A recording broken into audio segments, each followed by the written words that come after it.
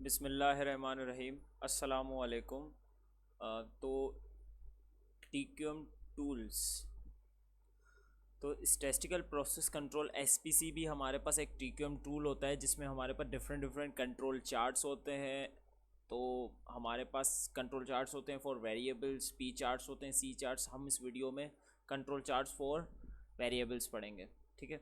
अब हमारे पास दो तरह की वेरिएशंस आती हैं, एक असाइनेबल वेरिएशंस होती हैं, एक नेचुरल वेरिएशंस होती हैं। आप इस पिक्चर में जो देख रहे हैं, डायग्राम में देख रहे हैं, ये नेचुरल वेरिएशंस है। नेचुरल वेरिएशंस हर प्रोसेस में बिल्ट इन होती है। ये हमारे पास निग्लिजिबल होती हैं, टॉलरेट कर सकते हैं और इसको हम कंट्रोल भी नहीं कर सकते। नेचुरल वेरिएशन में ये होता है कि हमारे पास with in respect to time, हमारे पास विद रेस्पेक्ट टू टाइम हमारे पास जो डिस्ट्रीब्यूशन होती है वो सेम रहती है। देखें, विथ रिस्पेक्ट टू टाइम हमारे पास कोई वेरिएशन नहीं आ रही होती है उसमें, और प्रिडिक्टेबल होती है और मेजरेबल होती है और ओवर टाइम स्टेबल होती हैं।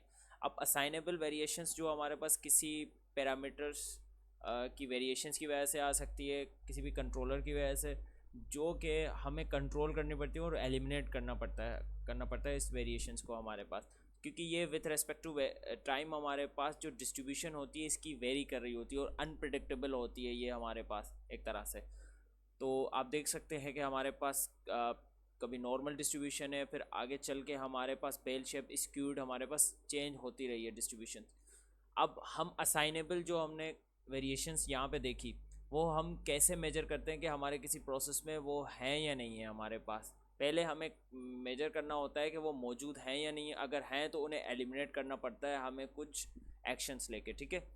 अच्छा, तो ये हमारे पास कंट्रोल चार्ट्स होते हैं जो हमें बताते हैं कि हमारे किसी भी सर्टेन प्रोसेस में असाइनेबल कॉजेज़ या असाइनेबल वेरिएशंस आ रही हैं या नहीं आ रही। ठीक है। जो भी नेचुरल होती हैं उन्हें हम कंसीडर करते हैं कि विद इन ए कंट्रोल है हमारे पास।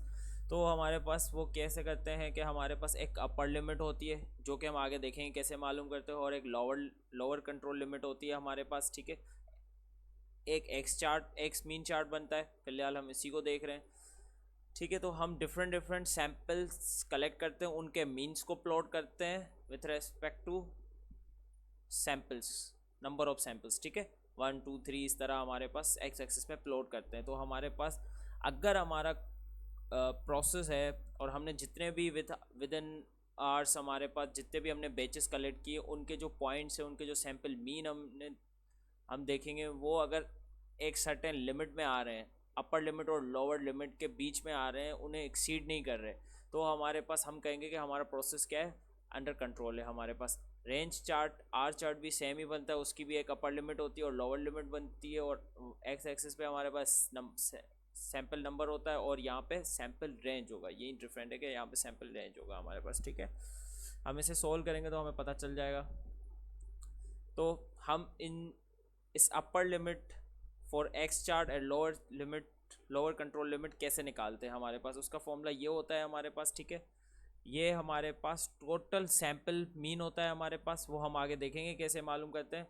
अच्छा, अब ये होता है कि अगर हमारा कॉन्फिडेंस लेवल हमारे पास 95.45% होता है, तो हमारे पास हम कहते हैं कि इस जेड की वैल्यू यहाँ पे होगी 2 सिग्मा, 2 हो जाएगी 2 सिग्मा। अगर हमारे पारे कॉन्फिडेंस लेवल हमारे ये श्योरिटी है कि 99.73% हमारे पास कॉन्फिडेंस लेवल है, तो हम क्या लेंगे 3 सिग्मा एक्स। तो हमारे पास इस फॉर्मूले की जगह इस जगह पे 2 सिग्मा आ जाएगा अगर हमारा 95% है। अगर हमारे पास 99% श्योरिटी है तो 3 सिग्मा आ जाएगा। ठीक है। मगर मसला ये होता है, ऑफनली हमारे पास किसी भी प्रोसेस का हमारे पास सिग्मा जो होता है, हमारे पास स्टैंडर्ड डेविएशन जो होती है, वो हमें मालूम नहीं होती है। तो इसलिए हमने इस फॉर्मूले को मॉडिफाइड किया है इस चीज़ में। हमारे पास ये A2 हमारे पास कांस्टेंट होते हैं जो हमारे पास किसी टेबल से आते हैं हमारे पास। ठीक है। ये हमारे पास रेंज का भी हमने क्या निकाला हुआ है, ओवरऑल हर बैच के हम रेंज निकालेंगे और उसका भी मीन निकालेंगे हमारे पास। ठीक है। अब आर चार्ट हम कैसे ड्रॉ करते हैं, आर चार्ट की जो लिमिट्स होती हैं, अपर लिमिट और लोअर लिमिट्स, वो ऐसे निकालते हैं। D4 D3 हमारे पास कांस्टेंट है हमारे पास, वो हम किस टेबल से मालूम करेंगे। तो ये हमारे पास वो टेबल है जो हम सिर्फ ये कंसीडर करते हैं कि पर बैच हमारे पास कितने हम सैम्पल्स कलेक्ट करते हैं। एन है हमारे पास sample size of one batch, कि एक पर्टिकुलर बैच का कितना साइज़ है हमारे पास, और ये हमेशा सिमिलर रहता है हमारे पास, ठीक है। इसे हम कांस्टेंट लेके चलते हैं, तो उसी के बेसिस पे हम ये कांस्टेंट मालूम करते हैं। A2 जो हमारे पास एक्स चार्ट के लिए यूज़ हो रहा था, D4 और D3 हमारे पास आर चार्ट के लिए यूज़ हो रहा था। तो हमारे पास ये सवाल है बैटरीज़ का, कि ये हमारे पास बैटरीज हमने कलेक्ट की हैं डिफरेंट डिफरेंट आर्स पे, हमारे पास उसके जो सैंपल कलेक्ट किए 25 बैचेस हमारे पास उसके कलेक्ट किए गए। तो हमारे एक पर बैच हमने कितने हमारे पास सैंपल कलेक्ट किए, 1 2 3 5 हमने कलेक्ट किए, तो n=5 हो गया हमारे पास, ठीक है। अब हमने टोटल बेचेस कितने कलेक्ट किए हैं, जिसे हम m कहते हैं, 25 हमारे पास, ठीक है। तो हमें ये सोल्व करना है, हमें ये मालूम करना है कि हमें ये प्रोसेस जो है अंडर कंट्रोल है या नहीं है, हमारी जो प्रोडक्ट बन रही है वो अंडर कंट्रोल है या नहीं है। तो उसके लिए हमें एक्स चार्ट बनाना पड़ेगा और आर चार्ट ड्रॉ करना पड़ेगा। फिर हमें मालूम करना होगा कि हमारे पास अंडर लिमिट हमारे पास प्रोसेस आ रहा है या नहीं आ रहा हमारे पास, ठीक है। तो हम करेंगे क्या, हम पहले सबका सेपरेटली मीन निकालेंगे, x1 बार x1 2 बार इस तरह करके हमारे पास, जिसमें हमारे पास ये सारी जो वैल्यूज़ हैं हमारे पास वो आ जाएंगी, ठीक है। और हमारे पास n से डिवाइड कराते जाएंगे सबको पर्टिकुलरली, तो हमारे पास ये आ जाएंगे। और सबकी रेंज भी डिफरेंट डिफरेंट बैचेस की हमारे पास रेंज भी निकालते जाएंगे, ठीक है। रेंज हम कैसे निकालते हैं, रेंज हम ऐसे निकालते हैं, maximum value minus minimum value. तो हम एक पर बैच को पकड़ेंगे इस तरह, पर बैच को हम देखेंगे और उसमें देखेंगे मिनिमम वैल्यू कौन सी है, जो मैक्सिमम वैल्यू कैसी है। जैसे अगर इसमें देखें तो हमारे पास मिनिमम वैल्यू ये रही और मैक्सिमम वैल्यू ये रही, तो इनको हम निकाल के इस तरह कर लेंगे हमारे पास। अच्छा, अब हम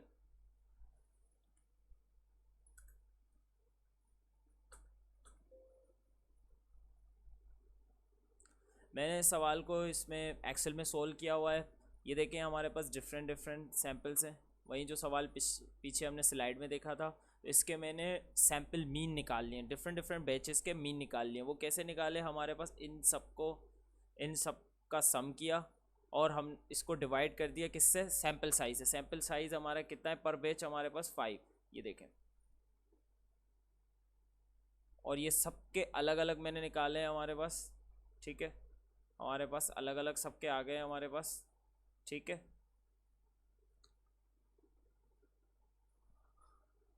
और मैंने लास्ट में क्या किया है, इसका सम निकाल लिया है, ठीक है।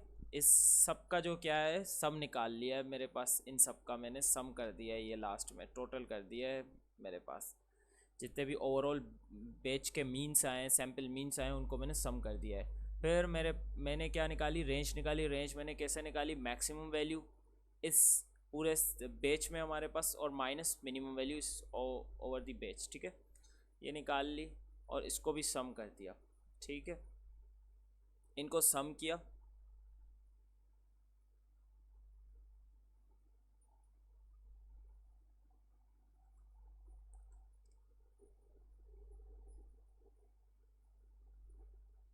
इनको सम करके हमने देखा कि हमारे पास कितनी वैल्यू आ रही है, एक्स बार 1244.4 आ रही है हमारे पास। और ये कितनी आ रही थी हमारे पास, 492 हमारे पास आ रही थी। ये मैंने एक्सेल शीट से उठाई है, ठीक है, आपको सम करके जो दिखाया।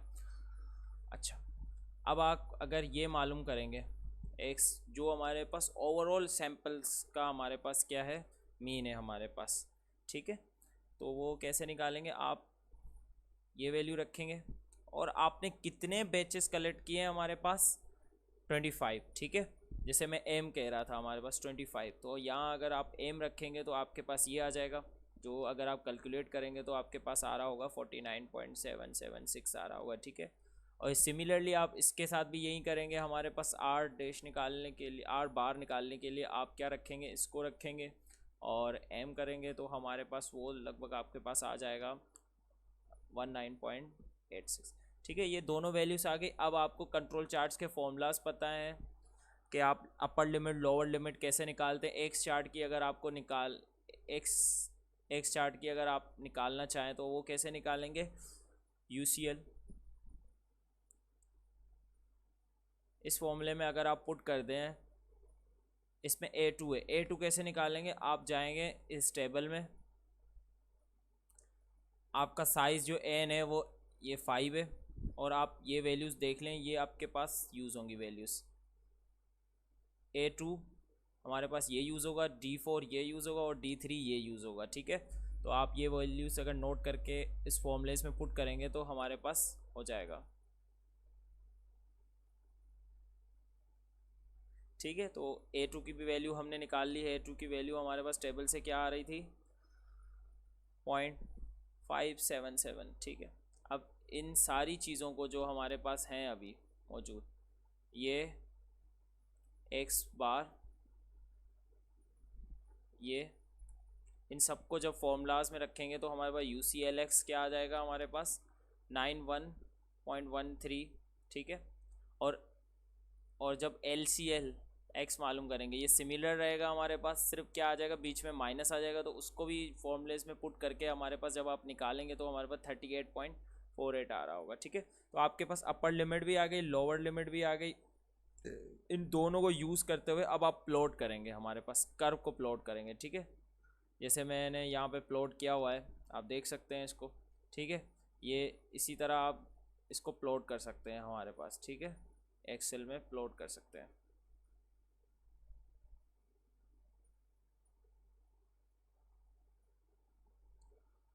सिमिलरली आप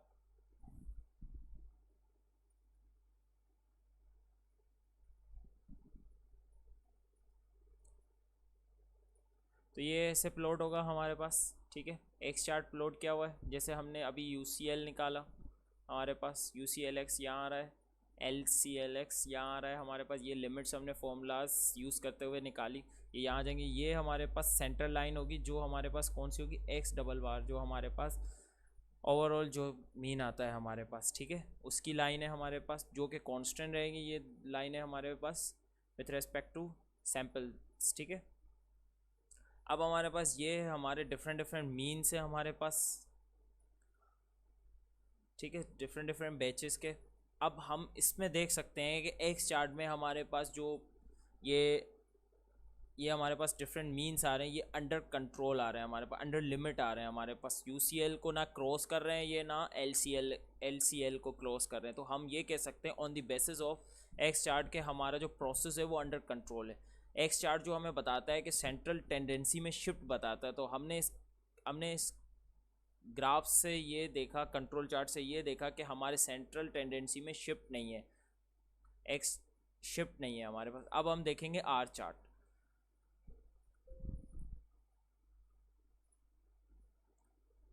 अब आर चार्ट हम कैसे निकालते हैं, आर चार्ट के भी हमने फॉर्मूलाज पढ़े थे हमारे पास, जो कि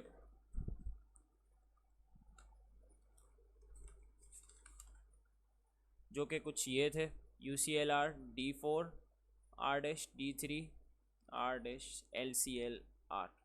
जब हमने ये वैल्यूज़ जो D4 D3 थी वो हमने टेबल से निकाली थी, एन को यूज़ करते हुए वो ये आ रही थी हमारे पास। तो इनको जब हमने निकाला तो UCLR सारी चीज़ें जब वैल्यू पुट करेंगे, ये आर भी हमने निकाल लिया है। अब हम जब इनकी वैल्यूज़ को यूज़ करते हुए निकालेंगे तो UCLR हमारे पास आ रहा है 41.623 हमारे पास, और LCLR हम जब यूज़ करेंगे, क्योंकि D3 ज़ीरो है तो ये ज़ीरो हो जाएगा हमारे पास जब इसमें पुट करेंगे, ठीक है। तो इन दो लिमिट्स को यूज़ करते हुए अब हम इसको भी प्लॉट करेंगे और चेक करेंगे कि हमारे पास जो हमारा प्रोसेस है वो अंडर कंट्रोल है या नहीं on the behalf of our chart. तो ये मैंने एक्सेल के थ्रू ड्रॉ किया हुआ है, ये आप देख सकते हैं कि हमारे पास ये इसकी क्या है, UCLR अपर लिमिट है और लोअर लिमिट ज़ीरो थी तो ज़ीरो पे आ गई हमारे पास इसकी, ठीक है, सही है। तो ये आपके डिफरेंट डिफरेंट सैम्पल रेंज है, वहाँ पे सैम्पल मीन था तो यहाँ पे क्या है, सैम्पल रेंज, और ये सैम्पल नंबर है 1 2 3 इस तरह कुछ, ठीक है।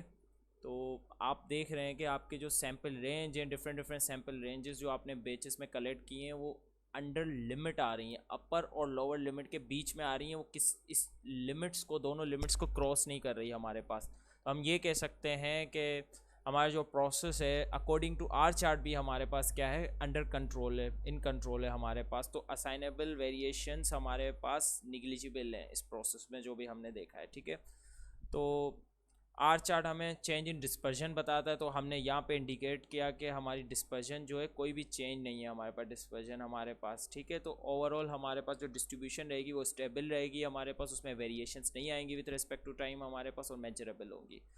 और हमें दोनों चार्ट्स चाहिए होते हैं हमारे पास एक्यूरेटली प्रोसेस को मेजर करने के लिए, ट्रैक करने के लिए, ठीक है। अगर एक हमारे पास चार्ट, एक्स चार्ट हमारा अंडर कंट्रोल दिखा रहा है तो आर चार्ट नहीं दिखा रहा, तो इसका मतलब उसमें टेंडेंसी में वेरिएशंस नहीं है और डिस्पर्जन में वेरिएशंस है। तो दोनों ज़रूरी हैं कि हमारे पास अंडर कंट्रोल आए, ठीक है। अगर नहीं आते तो हमें एलिमिनेट करने पड़ेंगे कुछ चीज़ें हमारे पास जो कॉज कर रही होंगी उसको लिमिट में ना आने की वजह से, ठीक है। तो this was all from my side, thank you so much.